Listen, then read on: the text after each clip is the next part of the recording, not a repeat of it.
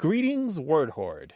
We're here with an exciting option for you, a version of our podcast without any ads. That's right. No advertising interruptions, just the content you love, ready to go in your favorite podcast apps like Spotify and Apple Podcasts. It's another way to support the show, ensuring that we keep bringing you the word stories and language explorations that you love. Try it at waywardradio.org/ad-free. And it's affordable. For just a small subscription fee, you can enjoy A Way with Words uninterrupted, except by us. Plus, it makes a great gift. Know somebody who loves language as much as you do? Give them the gift of words. Easy to sign up, easy to enjoy. It's the same A Way with Words, just streamlined for your listening pleasure. Go to waywardradio.org/ad-free. Support us, support the show, and enjoy an ad-free listening experience. waywardradio.org/ad-free. Thank you. You're listening to A Way with Words, the show about language and how we use it. I'm Grant Barrett. And I'm Martha Barnett, and I am sorely tempted to start a new hobby, if only for the slang. What's it this time? Painting bridges? Naming clouds? No. I got tired of those. But the vocabulary of the hobby I'm talking about includes terms like coinball, nighthawk, gold dance, and my favorite, Canslaw. Canslaw. Canslaw. Coinball? Is this like something you buy at the fair? I'll have a cornball, coinball, and Right. a corn dog. And an elephant ear. No, these are all terms that come from the field of metal detecting. Oh, right. So a coin ball is a chunk of dirt you find with a coin inside, and maybe in their lingo it has friends, that is, their other little coins in the same hole that you dig. And canslaw is shreds of aluminum cans left after a lawnmower ran over them, which I think is just so picturesque. And a nighthawk is somebody who detects illegally at night, and a gold dance is what you do if you actually discover gold. Oh, yeah, the little happy jig. The little Yes. happy jig of a discovery. Yeah, smile on your face. Yes, and I was all excited about this having watched the wonderful BBC series Detectorists. Yes. Have you seen that? I've seen a couple episodes. It's fun but weird. Exactly. Well, it's like us. It's a couple of passionate nerds who are maybe socially awkward, but Yeah, but keep but going.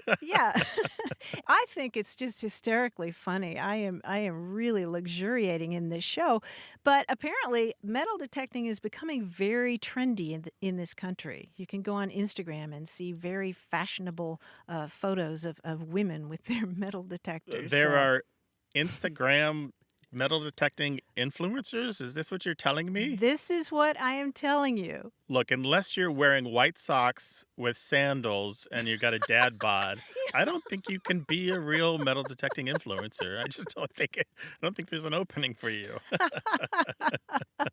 So, Martha, I guess you'll be sharing some more metal detecting language later. I absolutely will. I am just so excited about this new potential hobby.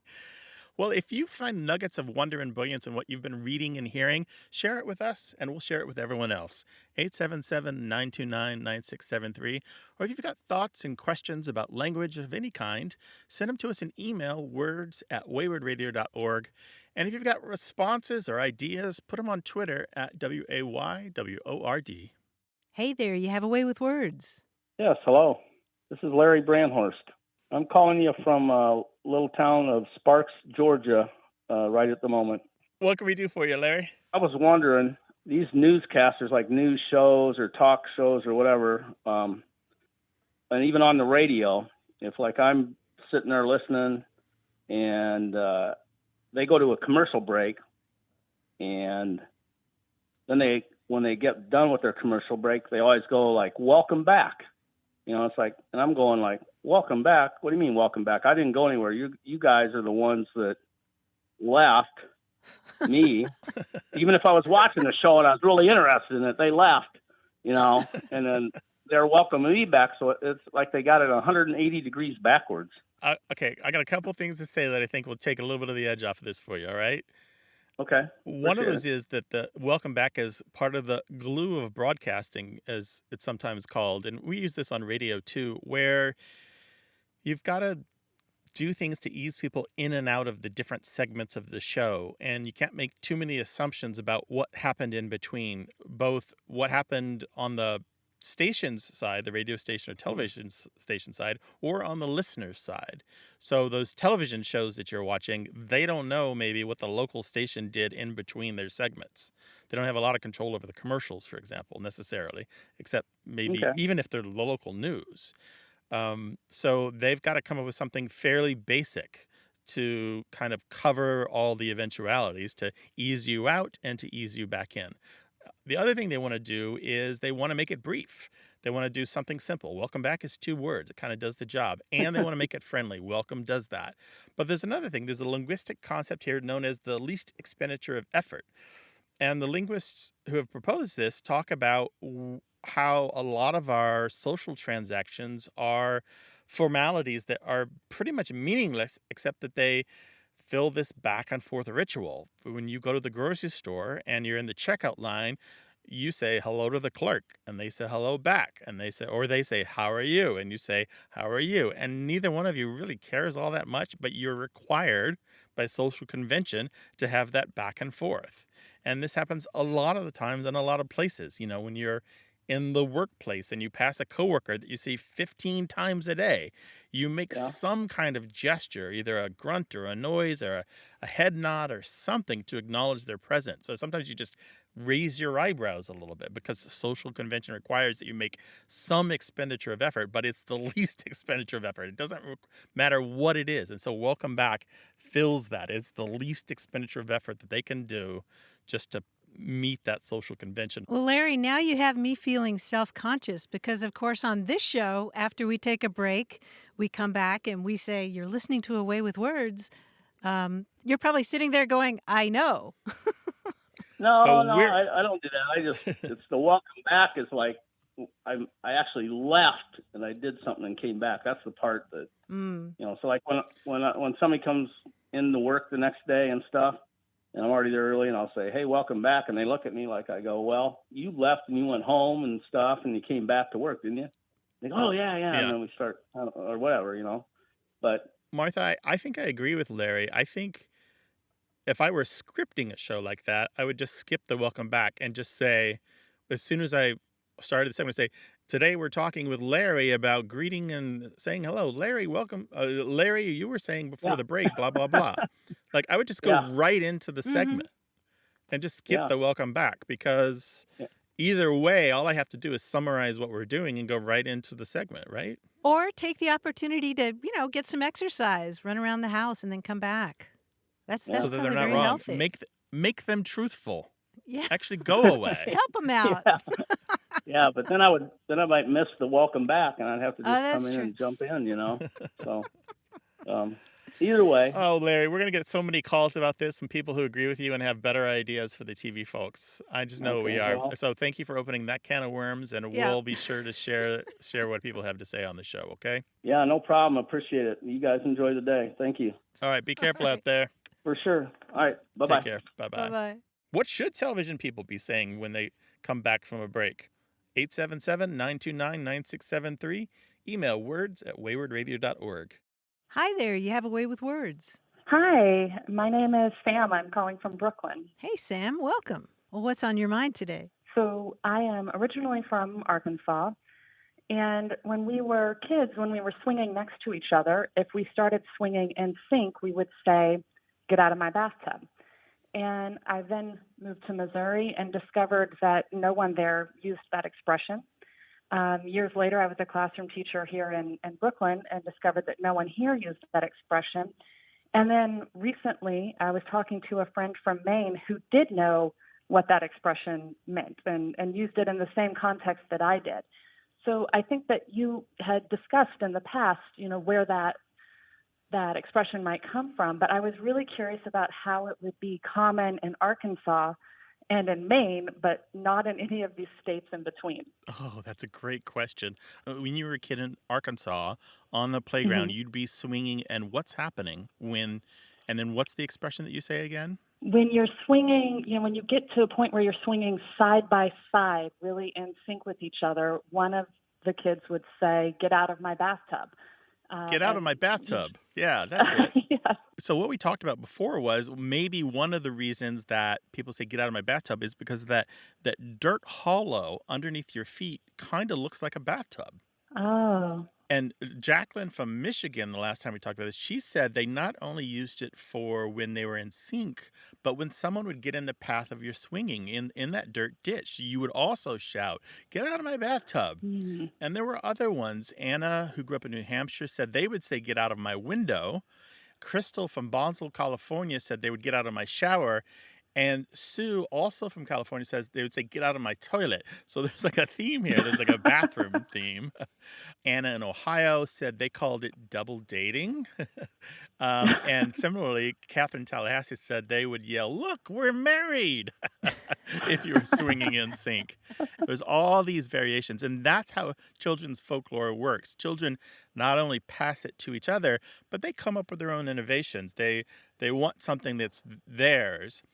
Now, the great folklorists Iona and Peter Opie have done a lot of work and have several books of children's folklore. And I've talked about it on the show before, and it's some of my favorite work at all in all of folklore.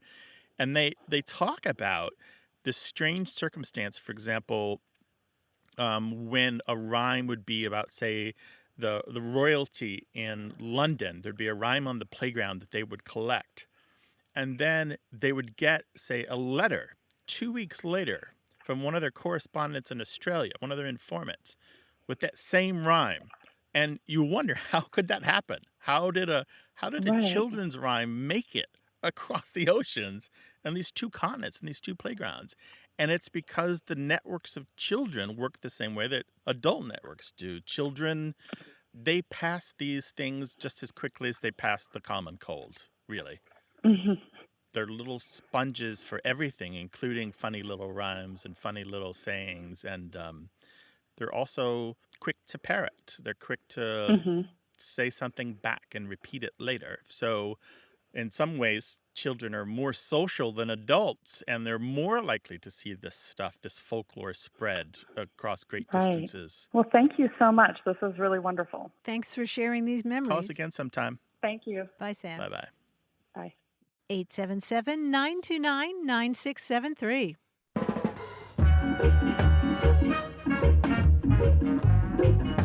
Grant, here's a little bit of metal detectorist slang that I think you'll appreciate, and that is joke tag. Joke, joke tag. It's when they find something that's not valuable and they put on it a Roman era coin, but it's just a pull tab from an old Fanta. There are a lot of pull tabs for sure, and people call those beaver tails, as a matter of Beaver fact. tails. That's funny.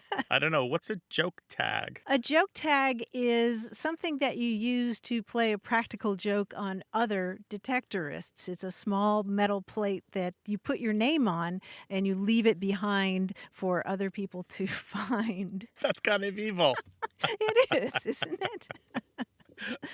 But, you got this little community of fellow enthusiasts. It's fun Yeah. to play a little joke every once in a while. What's the language of your little community? 877-929-9673.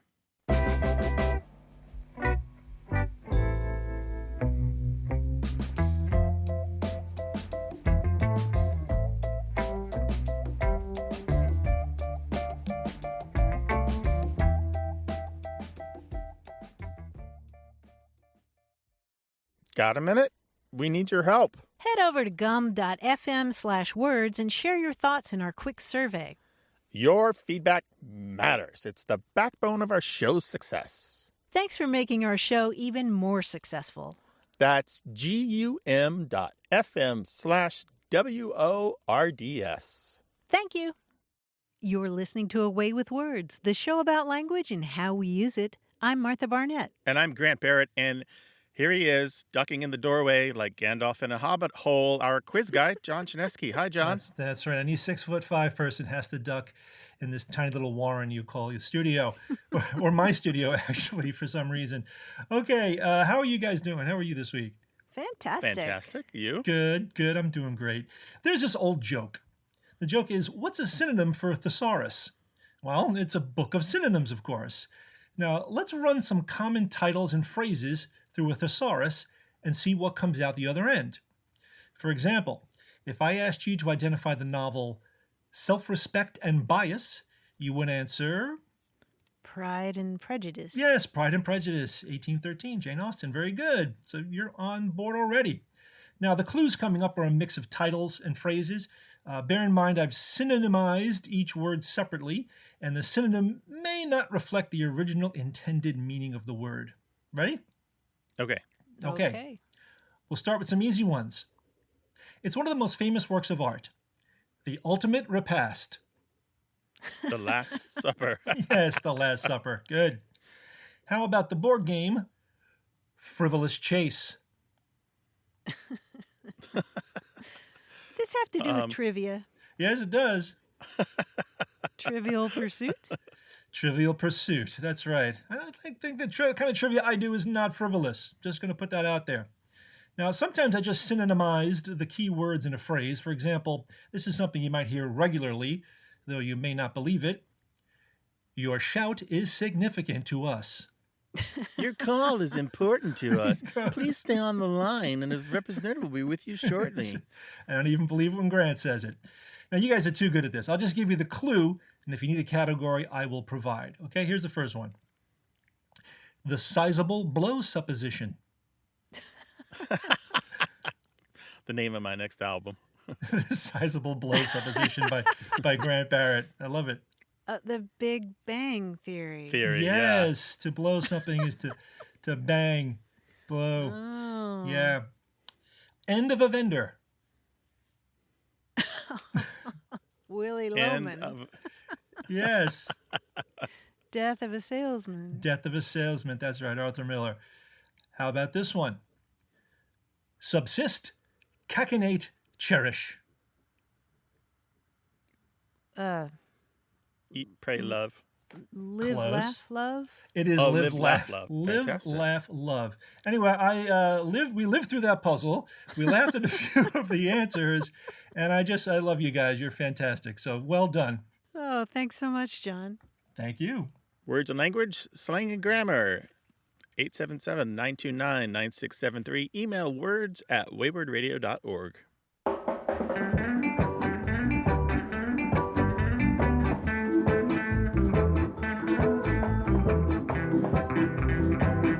Here's some more slang that I keep running across as I read about metal detectorists. One of them is rhubar, R-U-B-A-R. Can you guess what that Rhubarb. is? Mhm. No, I don't. It sounds like foobar It or does. rebar. It does, but if you find something that's metal that's been buried for a long time, it might be rusted beyond all recognition. Ah, yes. Eh, Rusted rhubar. instead of fouled up. Indeed. 877-929-9673. Hello, you have a way with words. Hey, Grant, this is Willem, and I'm calling from Chicago. How are you? Hi, Willem. Welcome to the show. Hey, Willem. I recently finished graduate school. Thank you very much. And Mazel while I was tov. in graduate school, I had a professor at Northwestern who would constantly say, when he was giving lectures, quote, end quote, and then he would go on to talk. And I always found it kind of funny that he said, quote, end quote, as opposed to quote, unquote. And this particular professor is from Argentina. So a part of me felt like, oh, maybe it's just a colloquial thing. Like maybe in Argentina they say it differently or it's translated differently. So I didn't really think anything of it. You know how when you hear something new for the first time and then, of course, you hear it every day for the next year kind of thing. Sure. So I started hearing that all the time. And then I thought, am I crazy? Is it quote, end quote, and not quote, unquote? Because I thought it was quote, unquote. And then, of course, I started looking it up, and the etymology, from what I could find, isn't really defined. Like there's not a clear etymology for quote, unquote, or quote, end quote. But boy, is there a conversation and a debate online about which one is correct. So I thought I should call you guys, since you are obviously the experts on record, and say, what is the definitive answer? That is my question. Oh, definitive. The definitive answer. But I'm wondering where else you hear end quote. Do you hear it or are you reading it? No, I definitely am not reading it. I'm hearing it. And what's interesting is I've always thought that it was quote unquote if you are saying that as a pair before giving the quoted text in Mm-hmm. speech. So if I were to Mm-hmm. say, so Martha, I was talking to Grant and he said, quote unquote, this guy is crazy. Like I could see it being quote unquote. But if Mm-hmm. I'm saying a longer quote, if I say, hey, I was reading a book by Sam Harris and Sam went on to say, quote, blah, blah, blah, blah, blah, blah, blah, blah, blah, blah, blah, blah, end quote, then I could Mm-hmm. see where it would be a different between quote, unquote, and quote, end quote. But I recently was listening to one of the many audiobooks that I constantly listen to. And the author of this particular audiobook said, quote, end quote. And then he went on and quoted this long paragraph. And I just thought it was so weird that he said, quote, end quote, at the beginning of the long paragraph as opposed to quote, unquote. Am I making any Right. sense? Mm-hmm. Right. Yeah, you're raising several important points, one of which is that quote unquote, as you pointed out, is its own idiom. I might say, yesterday I gave myself a quote unquote haircut, which adds a little bit more Right. meaning, right? Maybe that haircut doesn't look as good as if I went to see. Uh, it's interesting also that you mentioned audiobooks because if you're an audiobook narrator, particularly in nonfiction, the company you're working for may have a house style where they prefer that you end a quotation with the word end quote. So, as you said, Mm, quote, blah, blah, blah, blah, blah. End quote. And in the same way, reading audiobooks, if there's a caption, for example, they'll say caption. Martha has a terrible haircut. End caption. Or there's a longer interesting. explanation, they'll say reader's note. Martha couldn't get to see her stylist, and she has actually tried to do artistic projects before. End note. So you'll have end caption, end note, and end quote. You've probably read enough online to know that end quote and unquote apparently arose in response to the need to render speech in writing, starting with the telegraph in the 19th century and then later dictation devices. It's less natural in everyday speech, but it's useful in things like audiobooks. But I'm interested that the Mm. Argentinian professor used end quote because it's not as common as unquote, is it, Grant? No, it isn't. Not at all. Quote unquote is used both in the UK and in North America, but quote end quote is mainly American English, and it's really rare. Although the sticklers, the people who are usually kind of prim about their English, tend to prefer quote end quote because they for some reason think that unquote undoes everything that came before, that it stops it being a quote, and it actually doesn't. Oh, that's so funny. I love it. Well, thank you so much. This has been so great. And especially, during the pandemic, I just can't tell you how much the show has been such a great form of support because I can listen to an episode over and over and over again and always get something new. And I certainly love all the book recommendations and just finished reading for the second time Diary of a Comic Queen, which was Oh, Mary unbelievable. So Norris. yeah, it was so funny and so interesting. So definitely keep the recommendations coming over the airwaves. So thank you. Thank you both so much. This has been so great. Thank you, Well, Willem. We appreciate the call. Call us again sometime. All right. Bye all bye. right. Bye-bye. Bye-bye. You may be a little shy about being on the radio, but it doesn't take anything but dialing the phone to be on A Way with Words, 877-929-9673, or explain your thoughts in email, words@waywardradio.org.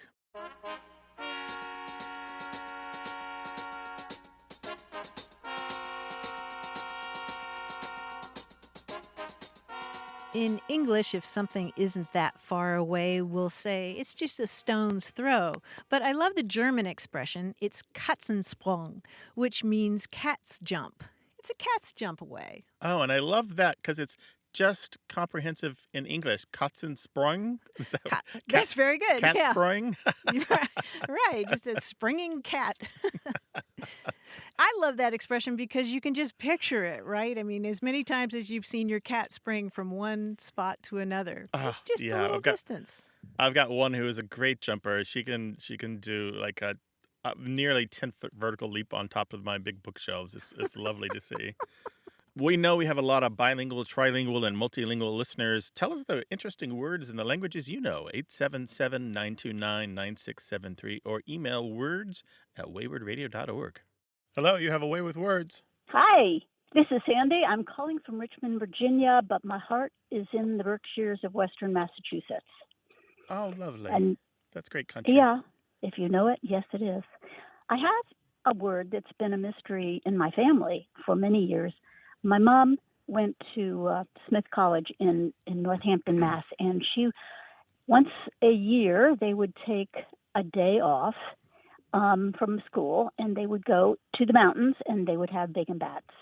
As far as I know, my mom recently died, so I'm afraid she doesn't have the answer. She's been dogging me to get the answer to this.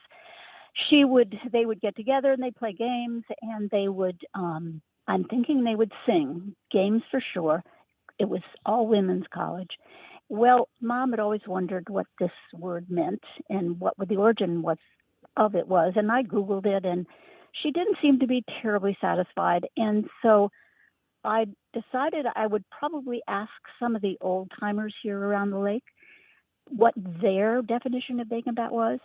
And one of them said, well, we go across the lake, and we would have hot dogs and hamburgers, and we would just bat thoughts around, just shoot the breeze. Yeah, and then this other guy said, "Oh no, we would have hot dogs and hamburgers, and then we would go down the next day and play softball." And that's where the bat came in. And then my husband had this crazy notion that maybe it had something to do really with bacon and with a bat, but maybe long ago they called sticks bats. So the question I have for you is: it bake and bat, or is it bacon bat? And is it bat like softball, or is it bat like things that fly around? That's my question. All right, so Sandy, we're talking about, let's just get this right, BACON space BAT, 2 words, right? Bacon bat? Bacon bat. Nobody really knew how to spell it, or maybe it's bake, yeah. BAKE. Well, let's clear that one up right away. Martha and I both know that it is bacon bat, bacon like the meat. All right. And the really interesting thing is that this is an entirely different definition of the word bat. There's an old sense of bat that means a spree or a debauched activity. It may come from an old phrase, to go on the batter, which means to walk the streets for purposes of prostitution. I don't think my mom would agree with that. But No. It didn't mean that after a while. It lost that meaning after a while. Yes, I was getting to that. For college girls back in the day, and the earliest we see this is 1907, and associated indeed with Smith College. No it just kidding. Oh, gosh. Yes, absolutely. Okay. And so the idea was a spree, sort of with the air of being naughty a little bit. You know, you're getting to go outside and experience the great outdoors. You're doing something other than being stuck at college studying. And so, yes, it was a much watered down version of the term bat. But it was a great excuse to go out and do something different, to party outdoors. Here's a wonderful description of that kind of activity from a few years later in the Yampa Leader, which is a Colorado newspaper. Check out this description, Sandy. A young college friend informed me that the very latest thing in outdoor affairs was a bacon bat. We all feel the call of the wild on these glorious days, and I'm sure many of our readers will want to have a bacon bat just as soon as they read this. Provide plenty of delicious bacon, sliced very thin, sweet potatoes, and several dozen finger rolls. Build a fire, roast the sweet potatoes, or take a frying pan and have the potatoes boiled at home and fry them over the coals. Grill the bacon on the ends of long sticks, insert the finger rolls, and you have a meal fit for a king. And this writer also suggests you bring coffee and says roasting Irish potatoes and taking a jar of butter with plenty of tissue paper napkins. Hard-boiled eggs are a welcome addition with a jar of tiny cucumber pickles and olives, both ripe and green. That was their version of it, but it's what was pretty. the date of that? That was 1911. So And obviously they this talked was about tissue paper? Or tissue napkins. Tissue napkins. Mhm. Yeah, and there were Way back different then. versions. Yes, but there were different versions of this, but it was the idea of luxuriating outdoors with other people and really tasty food. Yes, take me away. Does appear to have started with Smith College, which, as you know, is in Northampton, Massachusetts. That 1907 that Martha mentioned was part of their Mountain Day. Do you know what that is? Well, I do because I went to school in Northampton too, and we would have a mountain day, and it was always Aha. a surprise. So Mountain Day, which they still have, and they had in 1907, is a day where nobody but the school president knows, but on an unknown day, the clock tower bell is rung, classes are canceled, and everyone heads for nature, or is supposed to. And so in Yes, 1907, that's right. according to newspaper articles, 1,500 girls headed for the woods, and they had bacon bats in the woods. That's wonderful information, which I could not have Googled. I knew I could get the information from you. Oh, you're geniuses. How cool. Thank you. Sandy, thank you so much. Thanks for sharing your memories. Thank you so much. That was good. That was fun. Appreciate All right, it. bye-bye. Take care. Thanks, Sandy. Bye-bye. There are lots of words we hear from the other generations, younger and older, that we need a little explanation for. Martha and I can help you sort that out. 877-929-9673. Email words@waywardradio.org.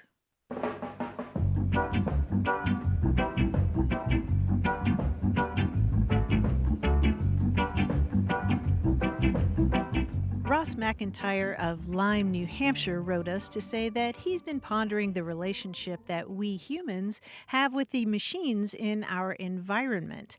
And this was prompted by an experience he had when he parked on the upper level of a parking garage and he left after hours. And so what he was supposed to do was take the little ticket that you get at the beginning from that machine and put it into an envelope along with the payment. Well, he left the payment, but he forgot to include the parking ticket in there. And he got home and he was looking at that ticket and it had the number of the ticket and the time and the date of his arrival, but it also contained the words Upper Spitter. And he was thinking, what in the world? Is there actually a machine that gives you a ticket that's called a spitter? Because it spits out tickets? Yes. In that industry, those little tickets are called spitter tickets. And that device, that machine that gives you the ticket, that spits it out, is called either a spitter or an entry station or a parking ticket dispenser. But spitter is a term in the industry. I love it. Well, because that's what it does. It spits out tickets. Right? The ticket spitter. That's fantastic. Send us your stories about language. Our email address is words@waywardradio.org or call us 877-929-9673.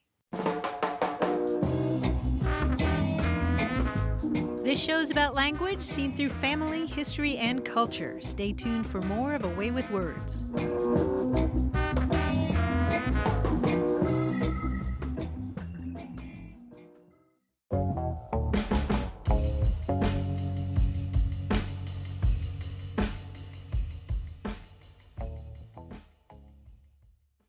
Hey, we've got something special for those of you who love our show but could do without the ads. That's right. Imagine A Way with Words, the same engaging conversations, the same deep dives into language without advertising interruptions. We're talking about our ad-free podcast feed. It's sleek, clean, and it's just for our supporters. It's at waywardradio.org/ad-free. It's inexpensive, easy to sign up for, and works with all major podcast apps like Apple Podcasts and Spotify. It's an affordable way to support the show and get a seamless listening experience. And if you're feeling generous, why not give a subscription to another A Way with Words fan? That's waywardradio.org/ad-free. Sign up today. Your support means the world. waywardradio.org/ad-free. Thank you. You're listening to Away with Words, the show about language and how we use it. I'm Grant Barrett. And I'm Martha Barnett, and there is some exciting news in the world of language. That's the publication of the Dictionary of Southern Appalachian English, edited by Michael Montgomery and Jennifer Heinmiller.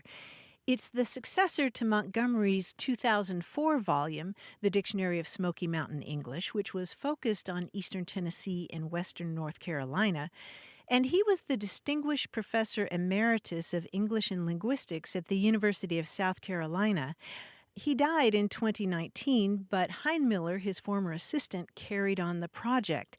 And one thing that's really exciting about this is that it's expanded to include parts of 8 states from southern West Virginia to northeastern Alabama. So this means there are thousands more entries and senses and citations. There are even photos in this dictionary. It's got this wonderfully expanded section on the grammar and syntax of Southern Appalachian and Smoky Mountain English, which, Grant, as you know, is really wonderful because there's such a stereotype about speech in that area. Some people think of it as reflecting somebody who's uneducated, but the truth is that there's a system, there's a grammar, there's a structure and a beauty. It's not arbitrary. There are historical reasons for these features, and the volume itself, as you know, is glorious. It is a fantastic successor to the original volume, and it did merit, even though it is technically a second edition, it is so very different from the first. It has so much more material. It is worthy of the new title. And I got to say, this is a fine work of lexicography. As a dictionary editor, I can appreciate all of the hard work. And it's not just Michael Montgomery and Jennifer Heinmiller. This is based on the work of Joseph Hall, who in the 1930s, as a doctoral student, began doing linguistic research in the Smoky Mountains.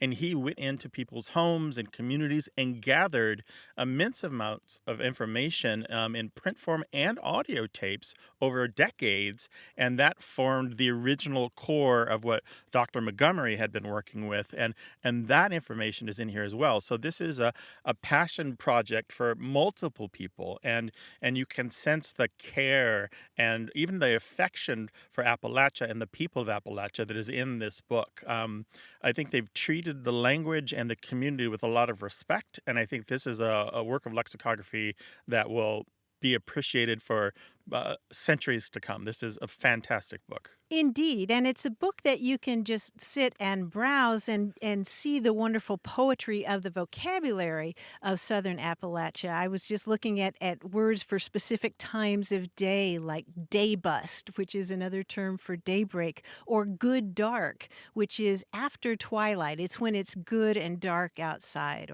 Or blue snow is fine powdery snow that's very cold. There's a lot of poetry there, but it's really worth reading the part about the grammar and syntax of that area. I spent part of every summer in western North Carolina, and I heard this stuff all the time, and it's so great to see it described in grammatical terms, like, for example, the postposed one.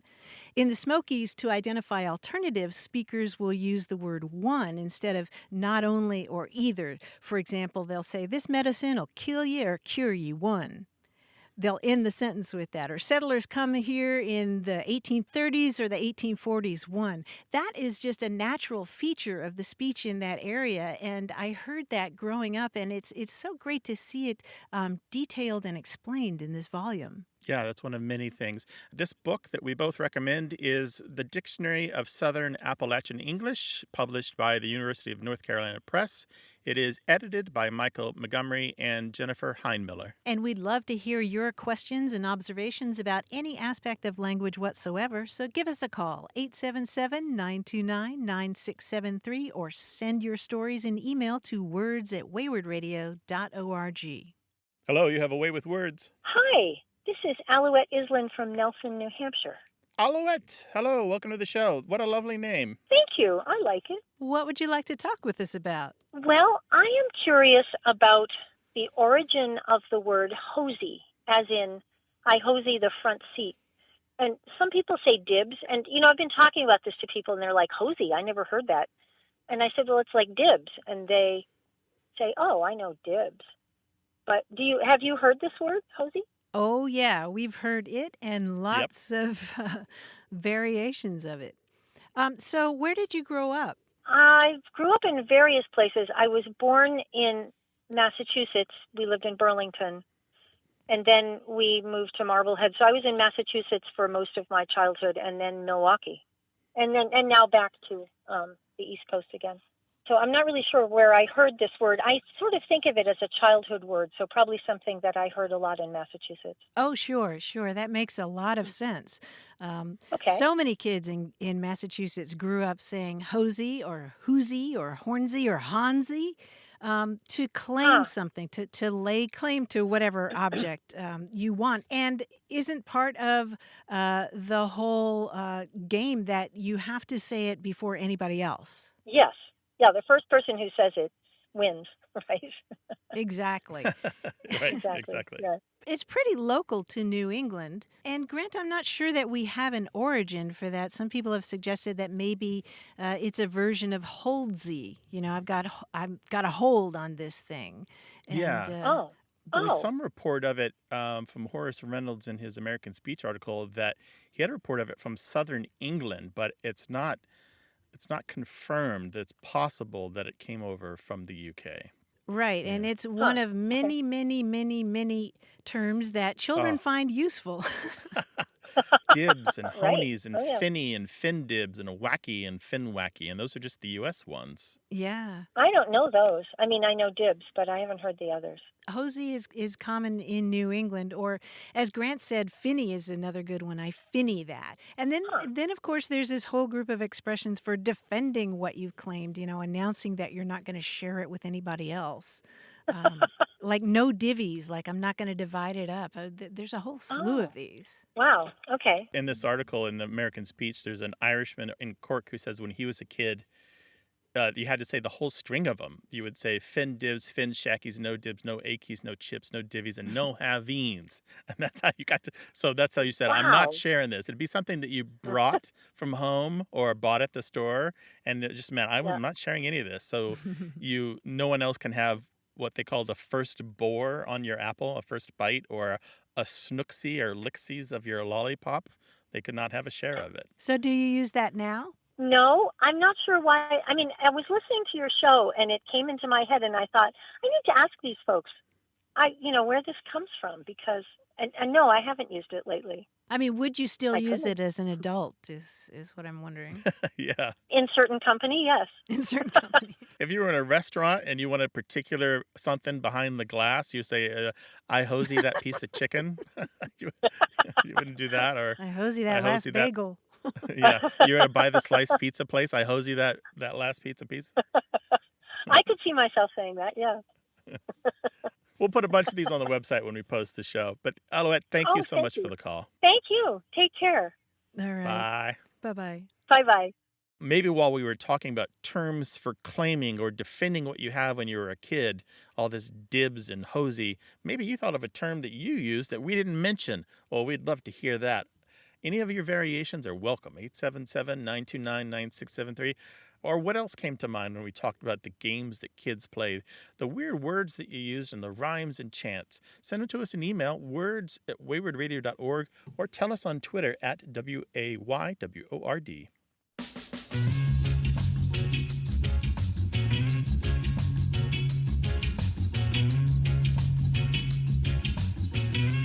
Among detectorists, those people who use metal detectors to find cool stuff buried underneath the earth, there's a term dials and smiles.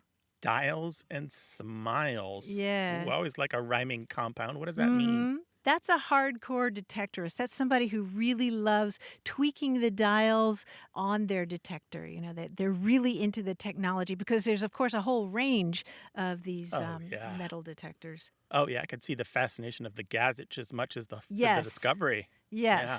I could see you really getting into that, Grant. I could see me getting too far into it. I need to go to some of those East Coast cities, though, where they have, many more hundreds of years than we do in California of settlement by the French and the English and the Dutch and the Spaniards, and we have a greater chance of finding something important. of course, we could always find a lost wedding ring or something like that. But Yeah, on the dials and beach. smiles. That guy is all Dials and dials and smiles. smiles. He really likes tweaking that equipment. Well, we like to give you smiles on the dials. Give us a call, 877-929-9673, or talk to us on Twitter at WAYWORD. Hi, you have a way with words. Hi, I'm Philip. I'm from DFW area in Texas, and I was wondering about the phrase low sick. The low sick or low sig? I'm not sure exactly which one. As a police officer, that's a phrase we use. Like we'll say it over the radio so that other officers know the status of whatever the victim is. If he got hit by a car or something, we would say he's low sick, meaning that his chances of survival are low or slim, but we don't want to say that over the radio. So I was just wondering where that came from and how that came about, and if it's low sick or low sig or what. So you're a police officer in the Dallas-Fort Worth, Texas area, right? That's correct. This kind of plugs into a couple different things, and I've definitely got information for you. The term is low sick, LOWSICK. That's 2 words. While I do find it in one dictionary of police jargon and slang, it's actually an American Southernism, and it's largely used by Black Americans in the American South.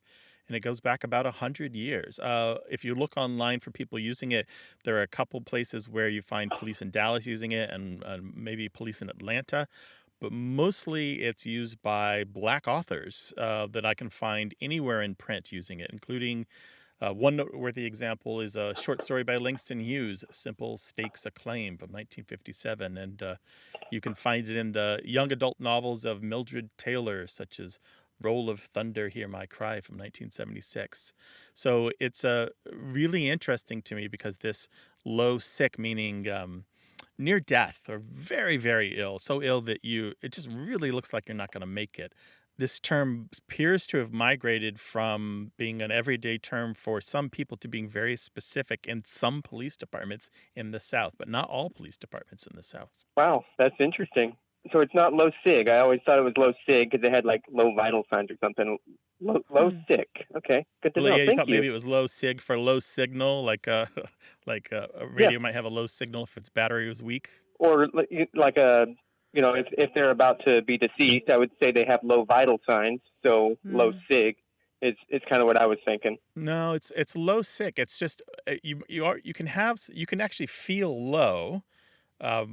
I say this sometimes. If I'm feeling low, it's like my mood is low, my spirit is low. I might be having a little bit of a malaise or a queasy stomach, and then you can be sick. And this is a combination of both those words. So if you're low sick, you're like doubly not well. Low sick is like the most sick you can be without croaking. Okay. Well, that's definitely follows in line with how we use it. I appreciate it. Thank you very much. Yeah. I'm always looking for in-house uses of language because this is one term I'd really like to get a handle on. The fact that it leapt from being an everyday term for Black Southern Americans to being used specifically for some police departments in the South is really interesting to me. Appreciate the input, sir. Thank you very much. All right, Thanks take for care calling, now. Philip. Be safe out there. Yes, sir. Bye. Bye-bye. We'd love to hear about the slang in your workplace. Give us a call, 877-929-9673, or send it to us in email. The address is words@waywardradio.org.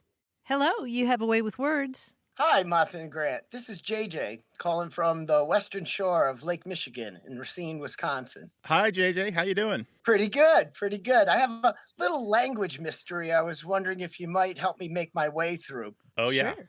I grew up in Coventry, Rhode Island, and I moved to the Midwest in the early 1980s. I learned pretty quickly that there were a lot of different words for things in Racine compared to Coventry, although both areas do use bubbler correctly. One idiom, however, has a very distinctly different meaning pretty much, I guess, everywhere in the world except for where I grew up.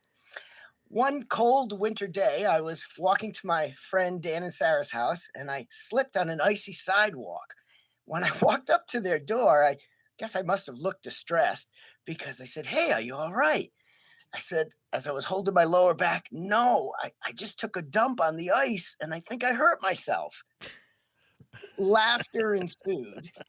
And I felt pretty incensed because I really thought I had hurt myself. I said, no, I think I hurt my tailbone. And it wasn't until I rephrased myself that, hey, I slipped and fell and I think I hurt myself.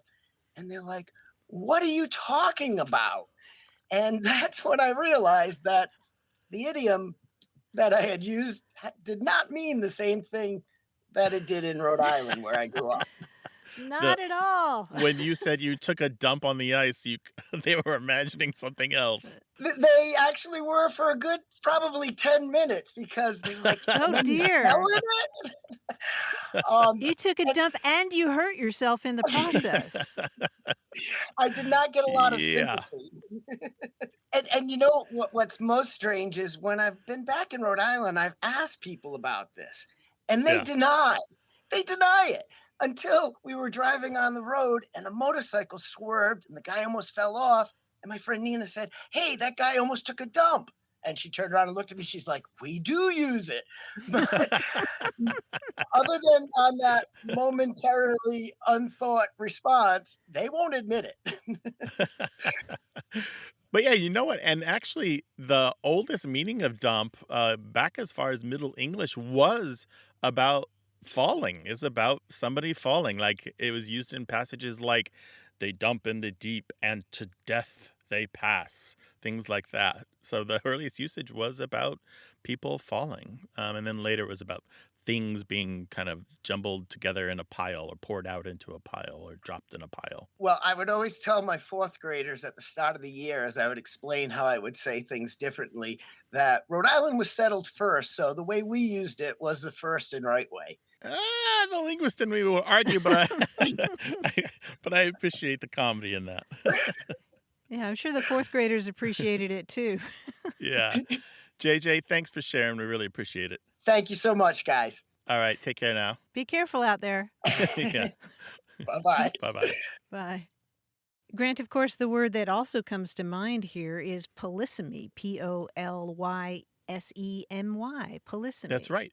Lots of words are polysemous. That means that they have more than one meaning. Sometimes they're similar meanings. They're shaded a little differently. But yeah, dump has multiple meanings and they can cause hilarious conflicts of misapprehension if you're in a circumstance like JJ was. We know that you've had these things happen as well where two people just didn't understand each other and it led to hilarious confusion. We love those stories and we'd like you to share them with us. 877-929-9673 or tell the story in email to words@waywardradio.org.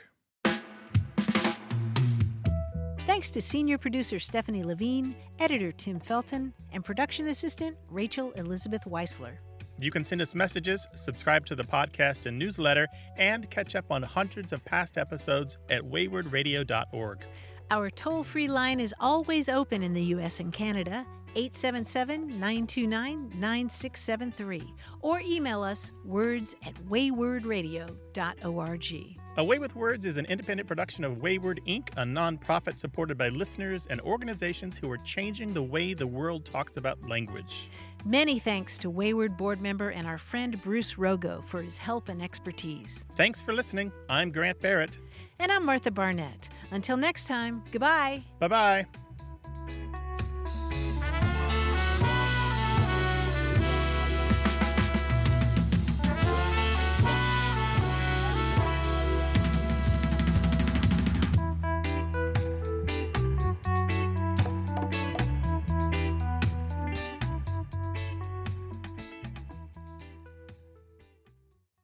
Hey, listeners, we have a favor to ask.